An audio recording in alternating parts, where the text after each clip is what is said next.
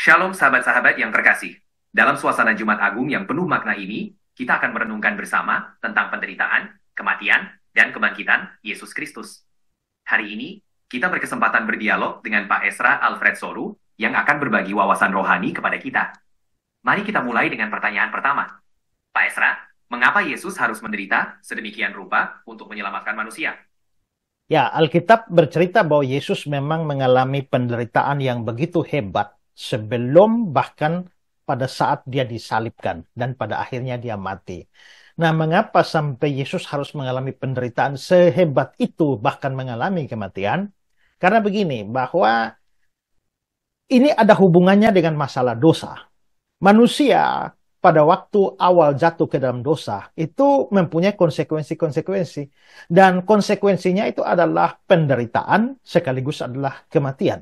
Pada waktu belum jatuh ke dalam dosa, kita lihat bahwa hidup manusia di Taman Eden itu begitu damai, tidak ada kesusahan, penderitaan, kesulitan. Tapi begitu dosa itu terjadi, maka masuklah segala macam penderitaan, termasuk kematian. Karena kematian itu merupakan konsekuensi dari dosa. Di dalam Kejadian 2 ayat 16-17, kan Tuhan bilang semua buah pohon dalam taman ini boleh dimakan. Tapi yang satu itu tidak boleh. Waktu kamu memakannya, pastilah kamu mati. Jadi memang akibat dosa itu adalah kematian. Lalu nanti kita lihat di dalam perjanjian baru, Paulus menegaskan dalam Roma pasal yang ke-6 ayat 23, upah dosa ialah maut. Jadi kita bisa lihat bahwa memang upah dosa adalah kematian, maka orang berdosa itu harus mati. Tidak bisa tidak. Dan Allah tidak bisa mengabaikan ini. Karena Allah itu adalah Allah yang adil. Keadilan Allah menuntut hukuman atas orang yang melanggar hukumnya. Di dalam Nahum 1 ayat 3 itu dibilang bahwa Tuhan itu panjang sabar, besar kuasanya, namun dia tidak sekali-kali membebaskan dari hukuman orang yang bersalah. Karena itulah maka orang berdosa harus dihukum. Nah, sekarang kalau memang ada Yesus yang mau menjadi juru selamat, maka dia harus mengganti posisi orang berdosa. Mengganti posisi orang berdosa artinya mengganti untuk menanggung hukuman yang harus diberikan kepada orang berdosa itu. Apa hukuman untuk orang berdosa? Yaitu apa konsekuensi dosa? Penderitaan dan kematian. Kalau Yesus mau mengganti kita, maka dia harus menanggung penderitaan sehebat itu dan juga pada akhirnya harus mengalami kematian. Nah, kadang-kadang orang-orang agama lain, seperti Islam misalnya, mereka sering bertanya, kalau memang Allah kan maha kuasa, kalau memang Allah mau menyelamatkan manusia, ya langsung saja diselamatkan. Tidak usah pakai acara Yesus mati di atas kayu salib, menderita segala. Mereka tidak mengerti karena keadilan Allah itu. Keadilan Allah itu tidak membuang hukuman. Kalau sekarang di dunia ini ada orang bersalah, terus hakim tidak hukum dia, hakim bebaskan dia, kan kita secara otomatis kita berkata bahwa ini tidak adil. Apalagi Allah hakim yang maha adil pasti akan menghukum. Jadi tidak bisa Allah tidak menghukum. Tinggal masalahnya hukum itu diterima langsung oleh si pendosa yang bersalah itu atau dialihkan kepada juru selamat dari orang berdosa. Nah, Yesus itulah yang mau jadi juru selamat, dan karena itulah maka dialah yang harus menanggung penderitaan itu sekaligus kematian itu karena dia berposisi menjadi pengganti kita. Nah, demikian jawabannya. Penjelasan yang sangat komprehensif, Pak Esra. Jadi penderitaan dan kematian Yesus merupakan wujud keadilan Allah sekaligus kasihnya kepada manusia. Nah, selanjutnya, bagaimana dengan aspek teologis dari kematian Yesus di kayu salib, terutama terkait konsep penebusan? Nah, penebusan itu artinya mendapatkan kembali ya. Membayar untuk mendapatkan kembali. Nah, kita bisa lihat bahwa Alkitab juga melihat dosa itu sebagai hutang di hadapan Allah. Kalau kita melihat doa Bapa kami ya, ampunilah kami akan kesalahan kami. Ya, kata kesalahan di situ itu menggunakan kata Yunani opelema. Dan opelema itu artinya hutang. Makanya ayat itu kalau dilihat dalam beberapa terjemahan bahasa Inggris, dia memakai kata debt, debtor. Ingat, debt collector, penagih hutang. Jadi dosa itu semacam hutang. Kalau kita maki orang, kita hutang, kita iri hati, hutang satu lagi, kita benci orang, hutang lagi, kita bunuh orang, kita hujat orang. Tiap hari kita berbuat dosa, maka hutang kita itu banyak. Dan karena itu hutang itu perlu pembayaran. Nah, bayar pakai apa? Ya bayar pakai nyawa. Nah, karena memang tadi seperti saya bilang, upah dosa itu adalah maut. Nah, kalau Yesus itu mau menebus kita, artinya dia perlu melakukan sebuah pembayaran. Pembayaran pada siapa? Bukan pada iblis. Dosa itu adalah kesalahan kepada Allah. Maka perlu pembayaran kepada Allah, dalam hal ini diwakili oleh Allah Bapa. Maka Yesus yang menjadi penanggungnya atau yang membayarnya. Itulah sebabnya, maka bayaran untuk dosa manusia itu harus sampai tuntas. Baru manusia itu bisa selamat. Sekarang kamu pikir ya, kalau misalnya kamu utang sama saya 1 miliar, lalu kamu tidak bisa bayar. Lalu ada orang yang mau datang bayar untuk kamu jadi juru selamat, lalu dia cuma bayar 900 juta saja. Maka kamu tetap tidak bisa bebas karena masih ada utang belum selesai, ya. Nah, karena itu supaya kamu betul-betul bebas, maka hutangmu harus dibayar secara lunas sampai selesai. Nah, Yesus itu harus membayar hutang dosa itu. Nah, dan dia bayar tuntas sampai sen terakhir, sampai yang terkecil. Makanya di atas kayu salib itu dia berteriak, Tetelestai, sudah selesai. Saya selalu bersyukur karena Yesus teriaknya adalah sudah selesai. Seandainya di atas kayu salib dia berteriak hampir selesai, saya tetap pasti masuk neraka. Atau kalau dia bilang sebagian besar sudah selesai, saya tetap masuk neraka. Atau dia bilang semua sudah selesai, kurang satu saja, saya tetap masuk neraka. Tapi dia berteriak, sudah selesai. Tetelestai artinya semua hutang dosa manusia terhadap Allah sudah dibayar dan dibayar lunas dengan darah Kristus. Makanya nanti dalam Kolose pasal 2, 13, 14 itu dikatakan bahwa dia sudah membayar lunas hutang dosa kita dengan dipakukan di atas kayu salib. Jadi konsep penebusan itu adalah dengan pembayaran hutang itu, dia mengambil kita kembali, mendapatkan kita kembali. Nah, sama seperti kalau ada orang sudah jadi juru selamat buat kamu dan sudah membayar semua utangmu, kan saya tidak bisa tagih kamu lagi. Begitu juga kalau Yesus sudah membayar tuntas, lunas semua hutang dosa saya, maka Allah Bapa tidak lagi bisa menagih itu pada saya, dan karena itu saya tidak mungkin dihukum lagi. Roma 8 ayat 1, demikian sekarang tidak ada penghukuman bagi mereka yang ada dalam Kristus Yesus. Sehingga pekerjaan Kristus itu menjamin keselamatan kita. Gitu. Penjelasan yang sangat menguatkan Pak Esra. Jadi kematian Yesus di salib benar-benar membayar lunas hutang dosa kita. Dengan demikian, kita tidak lagi berada di bawah hukuman, melainkan hidup dalam anugerah. Ya. Lalu, bagaimana peran kebangkitan Yesus dalam menyempurnakan karya penebusan ini, Pak? Nah, Yesus ini datang ke dalam dunia untuk mati menebus. Ingat bahwa musuh manusia itu ada 3 secara rohani. Pertama itu adalah dosa, kedua itu adalah kematian, dan ketiga itu adalah iblis. Nah, ini adalah 3 musuh rohani yang perlu dikalahkan.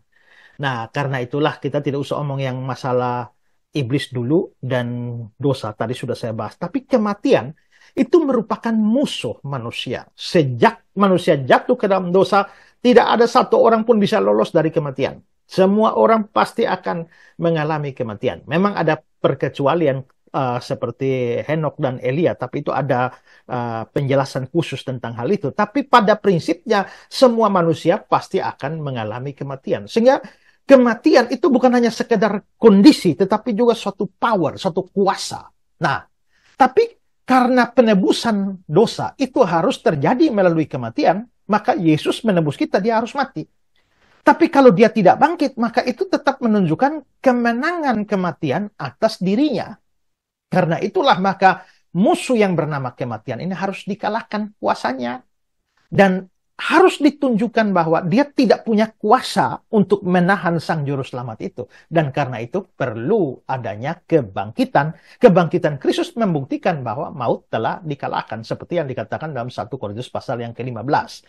Selain itu kita juga bisa melihat bahwa Allah Bapa mengutus anaknya Yesus Kristus datang ke dalam dunia untuk misi tertentu, yaitu misi penebusan. Dan misi itu harus selesai, harus tuntas, dan bukti bahwa misi itu tuntas adalah dia bangkit dari antara orang mati dan pada akhirnya naik kembali ke surga. Kalau pekerjaan penebusan belum selesai, dia tidak mungkin bangkit dan tidak mungkin naik ke surga. Dari sudut pandang ini kita bisa membalik bahwa karena Yesus ternyata sudah bangkit dan juga naik ke surga, sebenarnya itu membuktikan bahwa misi penebusan dosa manusia betul-betul telah tuntas dan itu menjamin keselamatan kita. Ya. Luar biasa Pak Esra. Kebangkitan Kristus memang menjadi bukti kemenangan atas maut dan penyelesaian sempurna dari misi penebusan. Dengan demikian, Kebangkitan ini juga menjadi dasar pengharapan bagi setiap orang percaya. Bagaimana kebangkitan ini berpengaruh dalam kehidupan sehari-hari orang percaya, Pak? Ya, kalau Kristus sudah bangkit, artinya musuh kita yaitu kematian itu sudah dikalahkan. Nah, jadi waktu Kristus mati itu kita boleh mengatakan bahwa dia mengalami 3 macam kematian ya. Pertama adalah kematian rohani, itu perpisahan dengan Allah. Ingat, di Kejadian pasal 3, salah satu akibat dari dosa itu adalah manusia diusir dari Taman Eden, terpisah dari Allah. Yesaya pasal 59 ayat 1 dan 2 itu yang menjadi pemisah antara kamu dan Tuhan Allahmu ialah segala dosamu. Jadi dosa itu memang menjadi penyebab perpisahan. Nah, itulah kematian rohani. Kalau Allah adalah sumber hidup, kamu terpisah daripada sumber hidup, bagaimana kamu tidak mati? Ya. Nah, kematian yang kedua kita bisa lihat adalah kematian jasmani karena Adam pada akhirnya mati juga dan begitulah semua generasinya. Tapi kalau tidak ada solusi maka harus mengalami kematian kekal di dalam neraka. Jadi ada 3 jenis kematian ini. Kematian rohani, kematian jasmani, dan kematian kekal. Pada waktu Yesus di atas kayu salib, dia mengalami 3 jenis kematian itu. Pertama, kematian rohani, yaitu dia mengalami perpisahan dengan Allah. Makanya dia teriak, Eli, Eli lama sabatani. Kedua, dia mengalami kematian jasmani. Waktu dia putus napas, ya Bapa, ke dalam tanganmu kuserahkan rohku. Lalu dia mengalami kematian neraka itu dengan menanggung hukuman neraka di atas kayu salib. Itu yang nampak di dalam kata-kata pengakuan iman rasuli, turun ke dalam kerajaan maut. Berarti dia sudah mengalami 3 ini dong. Nah, makanya dibilang sudah selesai. Nah, setelah itu dia mengalami kebangkitan. Kalau dia mengalami kebangkitan, berarti dia menghadapi ini, 3 kematian ini, itu sudah dikalahkan. Maka, ini berefek pada kita. Kematian rohani, yaitu perpisahan dengan Allah, sudah dikalahkan dan ditanggung oleh Kristus. Maka orang yang percaya tidak lagi mengalami perpisahan dengan Allah. Kita tidak mengalami kematian rohani, tapi justru kehidupan rohani. Kedua, yang ketiga ini, neraka ini, karena Kristus sudah menanggungnya, kita tidak akan masuk neraka lagi. Roma 8 ayat 1, demikian sekarang tidak ada penghukuman bagi mereka yang dalam Kristus Yesus. Tapi yang kedua ini, yaitu kematian jasmani, memang kita masih alami. Kenapa kita masih alami? Ya karena darah dan daging ini tidak mendapat bagian dalam kerajaan Allah. Jadi bedanya, kalau saya sudah percaya, saudara belum, kita sama-sama mati. Mati jasmani, tapi apa bedanya? Kamu mati, kematianmu statusnya adalah hukuman dosa. Tapi kematian saya tidak lagi berstatus sebagai hukuman dosa. Status kematian saya itu adalah jalan menuju ke surga. Ya, jadi saya akan masuk ke surga. Saya sekarang setelah saya percaya Yesus, saya sudah dapat hidup kekal. Tapi saya belum masuk surga. Hidup kekal dimulai ketika kita percaya Yesus. Tapi masuk surga itu dimulai setelah kita mati kan. Nah sekarang saya sudah percaya Yesus, berarti saya sudah dapat hidup yang kekal. Hanya belum masuk surga karena belum almarhum. Nah, jadi sebenarnya kematian saya, kematian jasmani saya, itu hanyalah merupakan jalan atau pintu yang membuat saya masuk ke surga. Nah, karena itu saya memang masih mengalami kematian jasmani, tetapi itu hanya membawa saya ke surga. Sehingga akhirnya kematian bukan lagi sesuatu yang menakutkan sebagai hukuman Allah, tapi itu sebagai keuntungan. Makanya Paulus bilang bahwa kalau aku hidup, hidup untuk Kristus, tapi mati adalah keuntungan. Nah, karena itulah maka bagi orang percaya atau bagi orang Kristen, itu maka kematian dan kebangkitan Kristus itu adalah sesuatu yang sangat-sangat penting. Apalagi kalau dari terang 1 Petrus pasal 1 ya, ayat 3-5 itu dikatakan bahwa kita mempunyai hidup dalam pengharapan. Dan salah satu dasar dari pengharapan kita itu adalah karena kita dilahirkan kembali oleh rahmat Allah yang besar melalui kebangkitan Kristus. Kebangkitan Kristus membuktikan bahwa iman kita tidak sia-sia dan kita punya pengharapan. Pengharapan yang sampai menembus ke dalam kekekalan. Makanya ada lagu, Because he live, I can face tomorrow. Because he lives, sebab dia hidup, ada hari esok. Sebab dia hidup, ku tak gentar. Jadi kebangkitan Kristus ini sesuatu yang benar sangat-sangat penting, menyempurnakan keselamatan kita dan memberikan pengharapan kepada kita sampai kekekalan. Ya. Sungguh penuh pengharapan Pak Esra. Kebangkitan Kristus memang menjadi dasar yang kokoh bagi iman dan hidup kita. Terima kasih atas penjelasan yang mendalam ini. Mungkin ada pesan terakhir yang ingin disampaikan kepada para pendengar sebelum kita akhiri. Ya, kita sebentar lagi akan merayakan atau memperingati Jumat Agung, Yesus mati dan menebus kita, marilah kita sungguh-sungguh eh, memanfaatkan momen ini untuk merenungkan kasih Tuhan yang begitu besar kepada kita. Dan nanti pada Minggu Paskah kita harus benar-benar bersuka cita. Kenapa? Karena Kristus yang mati itu ternyata bangkit. Dan itu memberikan pengharapan baru bagi kita. Hiduplah dalam kuasa kebangkitannya. Tidak ada yang perlu kita takutkan. Semua telah dikalahkan oleh Tuhan kita. Bahkan maut sekalipun itu tidak membuat kita takut. Justru kita ya harus melihat hidup itu sebagai kehidupan untuk Kristus. Dan kematian itu menjadi sesuatu yang eh, membawa keuntungan bagi kita sebagaimana yang dikatakan Paulus. Ya, Amin. Terima kasih banyak Pak Esra oke. untuk waktu dan penjelasan. Ya, sama-sama. Semoga persiapan perayaan Jumat Agung dan Paskah berjalan lancar dan penuh berkat. Oke, terima kasih. God bless you. Terima kasih. Tuhan memberkati. Shalom. Shalom.